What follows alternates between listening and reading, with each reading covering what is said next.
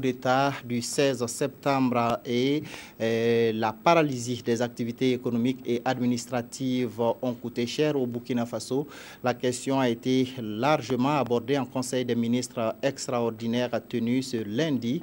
Des mesures sont en train d'être prises pour faire face à la situation. D'autres dossiers ont été examinés. Le point avec Roger Kam et Viviane Tiendrebego.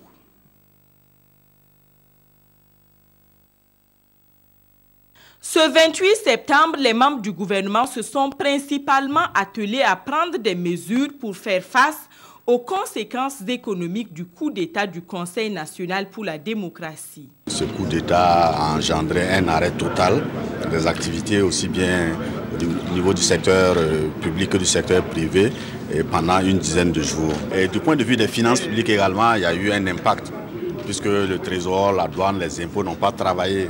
Donc il n'y a pas eu d'encaissement au niveau du gouvernement.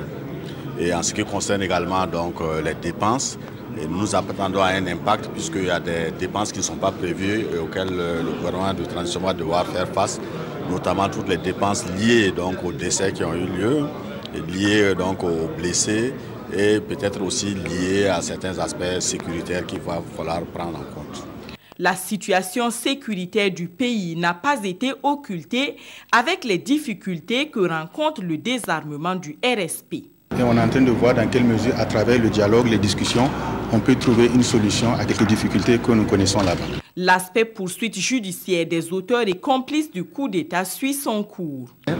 Il y a une commission d'enquête qui vient d'être mise en place et qui va impliquer des magistrats, mais aussi des militaires, donc membres de cette commission, pour pouvoir travailler et essayer d'avoir le maximum d'informations parce que cela va aider la justice. Donc c'est un travail en cours.